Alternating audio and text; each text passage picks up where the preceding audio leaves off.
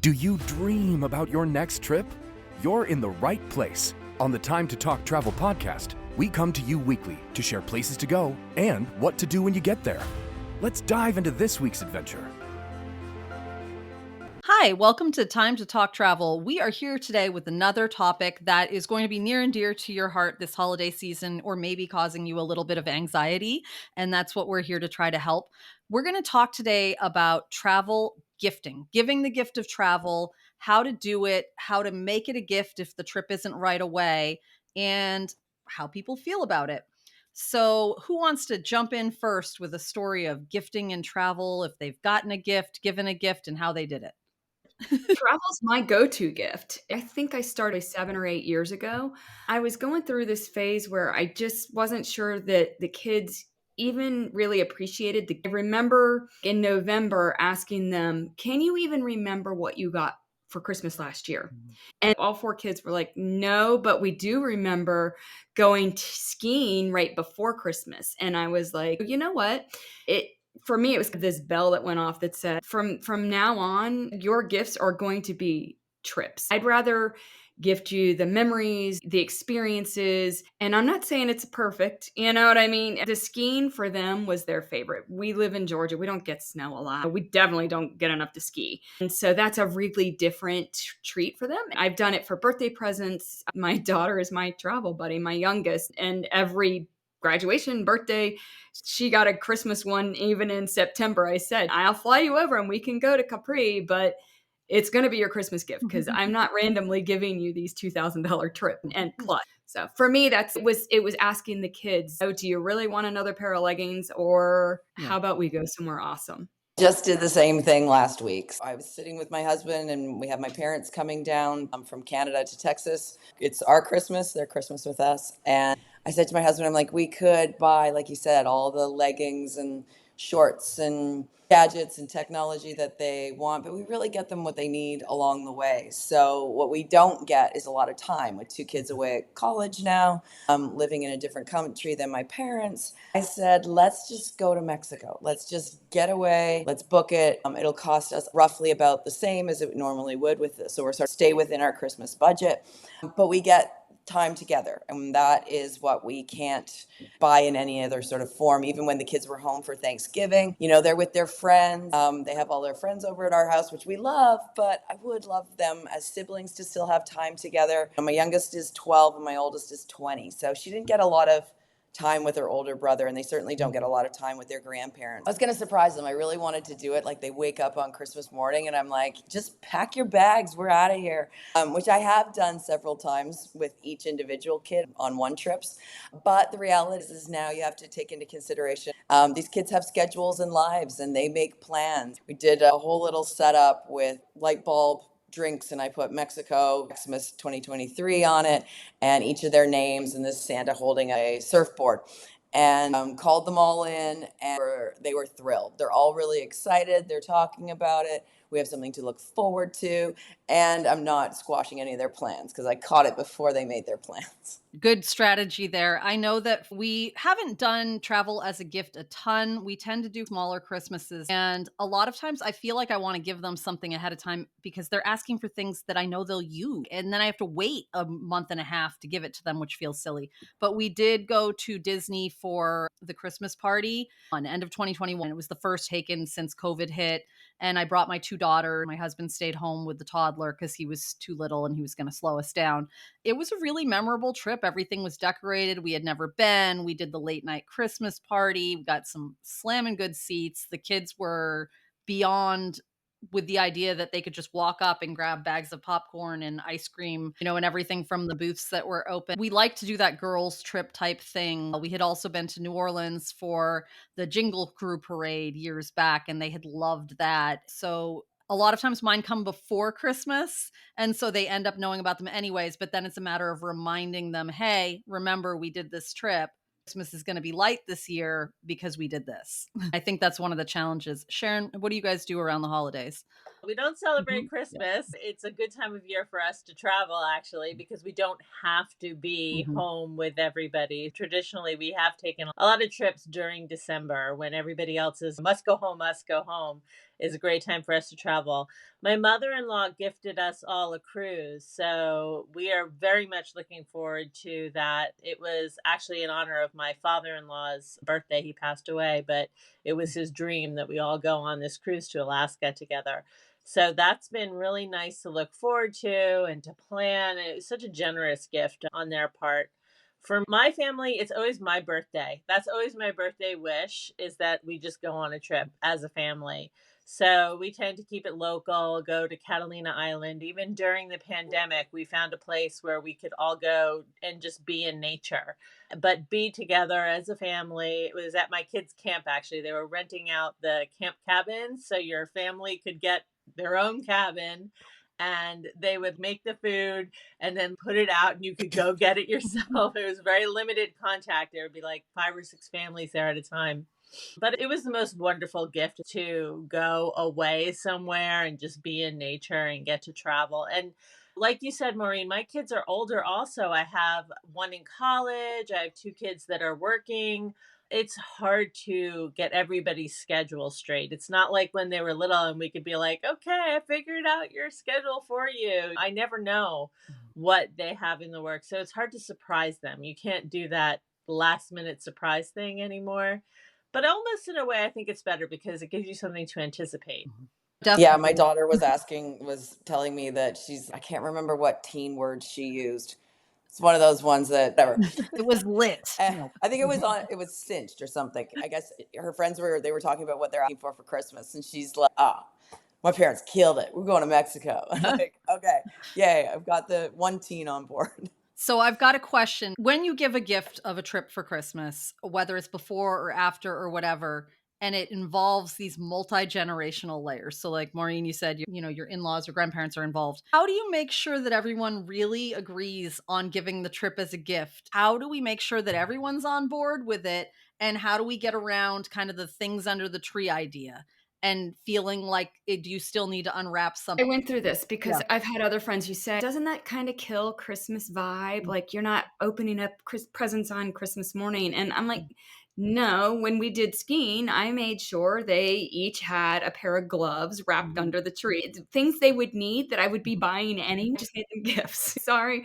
That's my way out of that is there are websites like Etsy and things where you can print out a special plane ticket, that says we're flying to XYZ. So there's something to unwrap if that matters. So thinking about it and buying all the things that you would have to anyway and making that something to unwrap is one way around it. I'm sure that Mo and Ciaran have other suggestions. For us, with the 12-year-old, she's the only one struggling a little bit with understanding that there will be less under the tree, really very little. But we are actually traveling right over the holidays. So we will be there. And so we have some fun plans that way. We're going to each draw a name and just hit a fun market, just keep it really inexpensive and fun. And maybe $20, $40 will be the limit, and fill up one of our family members' stocking that way. We're also looking at doing some fun things, maybe buying an ugly t-shirt and we all have to wear that ugly shirt out for dinner. So things that create memories, but also give us a little bit of a souvenir of the trip. But that was a conversation that had to be had with my parents in advance. I called my mom and dad and said, hey, have you already done all your shopping? Because they're far more organized than I am. And they were like, no, because they're coming down. You do have to be on the same page that way for sure. My daughter, I'm sure there'll be a little something from the other grandparents and from her aunt and uncle and things like that. I think it's important also always teaching it's not always about the getting. So we can be excited about the giving part of the holidays as well. Like you said, Des, if you go skiing before, wrap up a picture of everybody from the ski trip and put it in a frame. I always do fly photographer when we're on a trip. You get a local photographer who knows your spot. They're really painless to do. I've done them in Toronto, Venice, Miami. It's a great thing to have and a great memory to have that kind of carries on throughout the year. And that's what the grandparents want half the time anyways, is photos of the family. I know that we've gifted my parents photos, family photos multiple times, and that's been one of their favorite gifts. So that works in really wonderfully. We don't really have this issue because we don't have a Christmas tree. My in-laws would always send stuff, and I really screwed myself when my kids were little because we would always put all of our Hanukkah presents on the dining room table, and everyone had their own color wrapping paper, and we had to cover the entire table with presents. The funny thing is, as my kids have gotten older, they don't want that. They really believe themselves that less is more. They would rather have an experience. So they're very conscious of saying, don't buy us gifts, don't wrap a bunch of things just to have things on the table. We would rather do something as a family, like all go out to dinner. Or they've prompted me to have a party with their friends and my friends, which is cool. For the last few years, we do a book and cookie exchange every year. It's nice that they want to have those experiences and not a bunch of gifts. Yeah, definitely. For us, again, we're kind of in the same boat. The kids have made lists. They made them pretty far in advance. Our financial position has changed over the many years. And I remember attempting to really cram, as much as I could in with what money we had to spend, which wasn't a lot. And so I used to thrift gifts or get things that I knew they wanted and find them in creative ways. And the kids still know that. So when they make their lists, I'm like, put what you want on it. But know that if I can find it secondhand, you get more things because we have a budget. I want to have a travel budget as well. The thrill of the hunt for me is part of my fun of the season. I start early and start looking for these things that they want, and they've gotten really into that too. And same thing with travel. We're looking for unique experiences. We're looking for deals. We're looking for like the free stuff to sprinkle in around it and everything. But definitely getting everyone on the same page can be a little challenging. I know my father-in-law, before he passed away, loved the idea of being like, let's do a trip together, but then also wanted to spoil his grandchildren with presents too. And I'd be like, that's not what we agreed to. So I'd have to funnel, if you want to get them a gift, get a trampoline for the yard. Like get some that they can use outdoors. That's something that we would have probably worked towards anyways.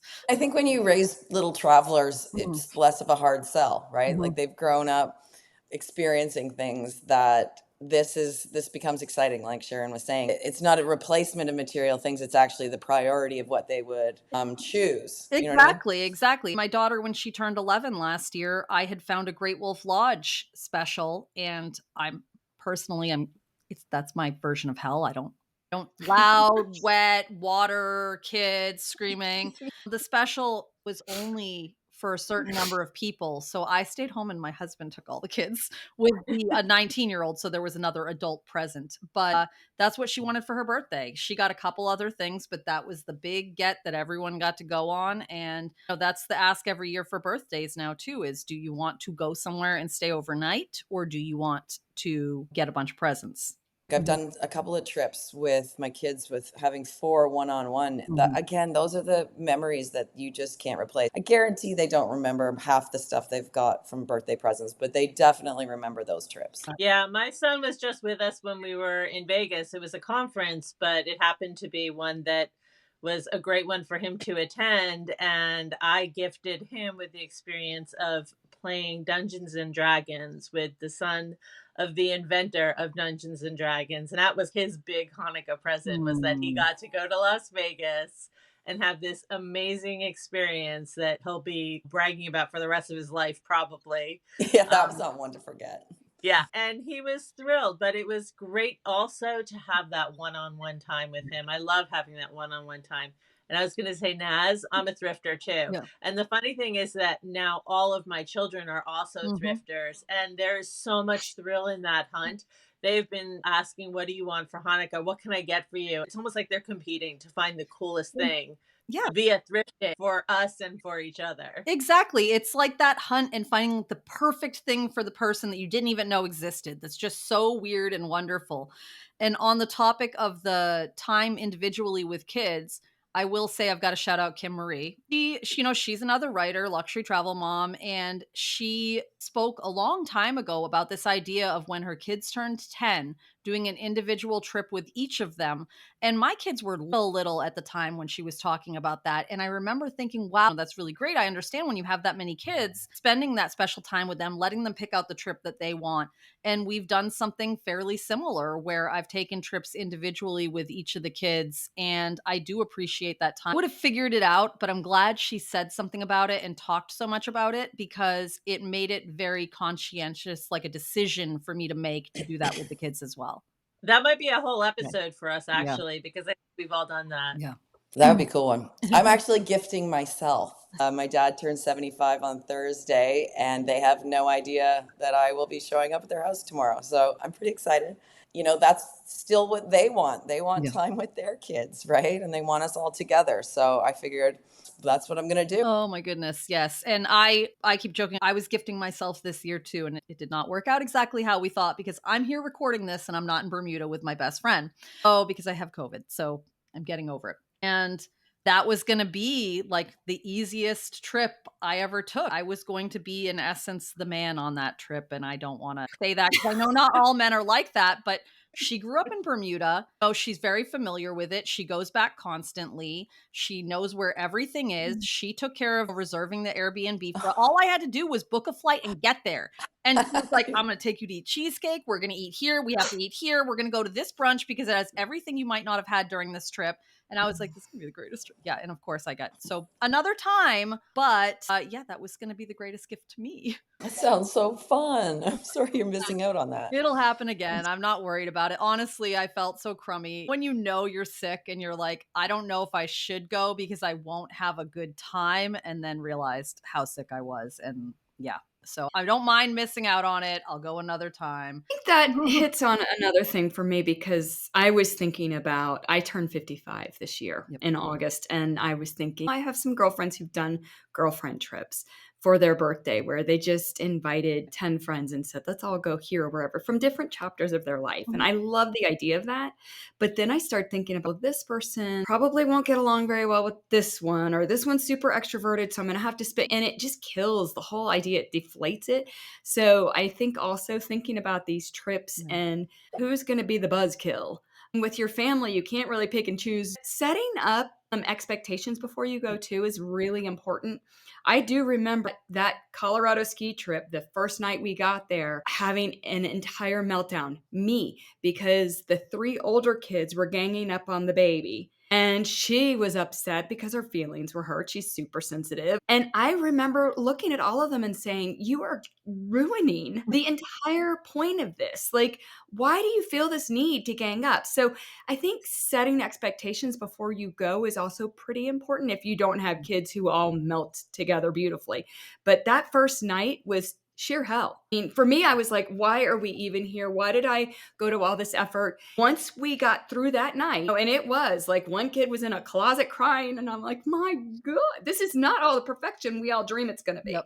But once we got through that night and said, can we just all make an effort to be kind to each other? You know, as families need to be reminded sometimes, the trip was great after that. Yeah. But that first night, I wanted to get right back on a plane. I knew it was probably the last big trip we were going to do together because kids were getting older. It's harder. Now the oldest is married. So it's going to involve bringing his wife and a whole other circle of people, which is fine, but bigger animal to wrangle. Yeah, I think that's why it's so important to make sure when you go on these trips, you have something that each person likes and let them know, hey, oh, you like museums, so we're going to go to the museum on this day, you know, and just so everyone has something special for them. But Desiree, you should do a Des World Tour 55 and you should go around to everyone and everyone can just plan your whole day for you. You don't have to think about it. They'll just be like, oh, she likes the beach. I'm going to take her to the beach. Oh, can we set up a GoFundMe for that, please? Because I'm still paying for my trip around Europe. Yeah.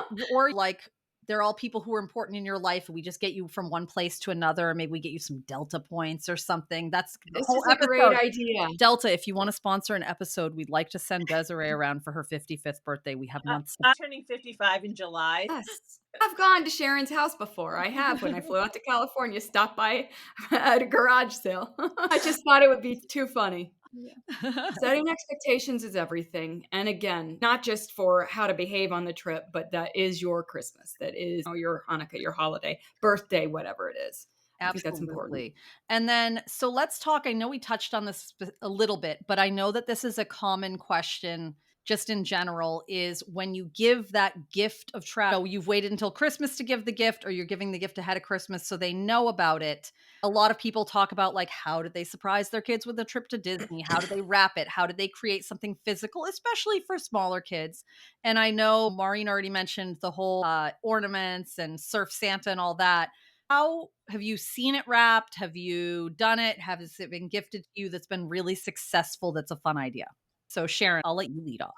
Cute suitcase, just Yeah. like giving somebody a suitcase and then they can open up the suitcase and there's all sorts of items that are related to the trip that they will be taking. The joy of travel is also the joy of anticipation. So anything that builds anticipation is in and of itself a gift. So something tangible. I'm not a surprise girl. I do not want a surprise. I don't. I want to be able to plan for it. I love the build up. I was telling Sharon, getting back from doing 2 months in Europe, she said, how is it to be home? And I said, I am the person who really needs something to look forward to. And it's depressing.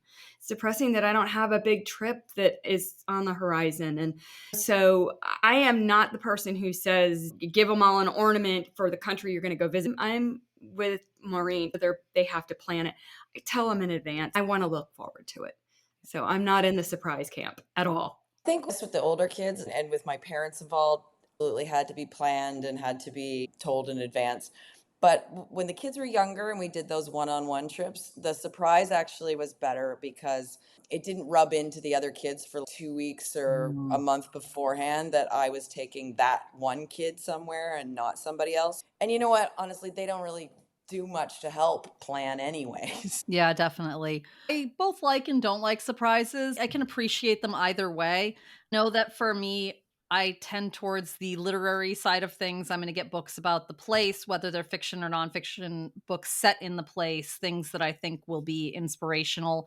That's my go to for the kids. And then on some of the Disney surprise things, the wooden a magic band holder that you can get from Etsy that has their name carved into it and the dates of the trip or something fun. And then it has a spot for their magic band, something physical so that they have something to hold when they're little saying, hey, this is where we're going. This is what we're because kids are like that sometimes. They need something to grip, to understand, to be able to pick out a souvenir once they're there to bring back and remember it by. Just some physicality to the trip works well for my kiddos. There's also certain between. For my husband's 50th coming up this spring, I've said, hold these work dates, right? But I'm not telling him anything else. My husband and I actually had this whole discussion this morning before the episode as I was telling about what we were talking about. But for me, if somebody else planned a whole trip and gifted it to me, I would be super upset because I want to have a hand in things. I want to figure out where I want to go. Life is short. There's only so many trips we get to take. I want to have a say. Part of the joy for me is in planning the trip and anticipating doing things I want to do and going places I want to go. And he's the opposite. Mhm. He does not want to plan trips. And the discussion we had was just give me dates Mhm. and an amount of money, and I will gift you with a trip. And he will give me the dates that he is available and the amount of money I can spend. And my gift is that I get to plan it. The thing to remember there, though, is the same rule with gifting anytime, anywhere. You have to gift what they want, not what you want. Like my kids, that was a tough lesson. And I still know people who will give me something that they wanted, not me. I'm like, I have no desire to own. I gotta say this out loud. My boyfriend's probably going to shoot. Oh, an automatic plant waterer for when you're gone on vacation. Like for him, this was the best gift because I didn't have to think about my plants being watered while I was gone for 2 months, but I had already arranged my best friend to take care of my plants. Like it was, so those things are going to sit in a box forever. It was in his mind because he's very analytical and that took care of a problem I would have. And in his mind, this was a great gift. And to mine, I was like, thanks. Again, think about it when you're planning a trip. Where do they want to go? Not where do you want to go? Yeah, That's exactly. I think for me, I would have been in the same camp. I like to know what's going on. I don't like to be thrust into the unexpected. I want to get myself ready for where we're going and what it's going to look like and all that. Except for that I was really excited about this Bermuda trip. I didn't care that all I knew was we were going to Bermuda. I didn't even look up the Airbnb, even though she sent it to me. I didn't care. I didn't care where I was staying. I was just like, whatever, she's going to just tell me where to go. And so that was my indication that I might be okay with that. But yeah, but you trusted. If my yeah. husband was going to plan a trip to Bermuda, he's never been to Yep, Bermuda. yep. And I love him dearly, but planning trips is not his bag. You have a great point, because the issues that I would have with someone planning a trip without me knowing anything about it would have to do a lot with budget and things like that. Did we go crazy? Was it not the best deal? Are we going to only the super touristy things and not the other items? So yeah, I think letting go is easy when it's someone who's an expert in the area. Definitely.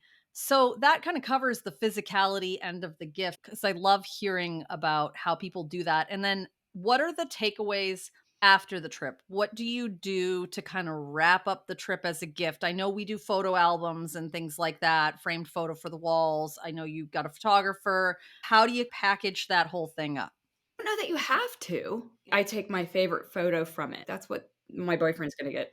We're not doing Christmas gifts because I just spent a bundle on my trip and he was there for the first half of it. He'll get a nice photo from it, a nice memory of it. That my daughter, same thing. The favorite picture I have of the two of us in Capri. I feel like the memories are what you've been given. Honestly, probably Facebook memory will show up. That's as much packaging as I'll get done on it, to be honest, because by the time we come back, I'll be exhausted.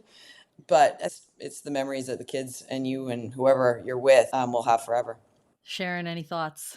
No, I agree completely. I was going to book my travel photo journal book, which I think is great. I love to have prompts for myself. And I love Maureen's idea of the funny t-shirts and anything that you can take a photo of that'll trigger that memory years down the road, like something to laugh about. Take videos. Take Lots of videos. Especially when they're little. I wish I'd taken so many more videos of kids running through the square, the Vatican, to bowling on the beach together.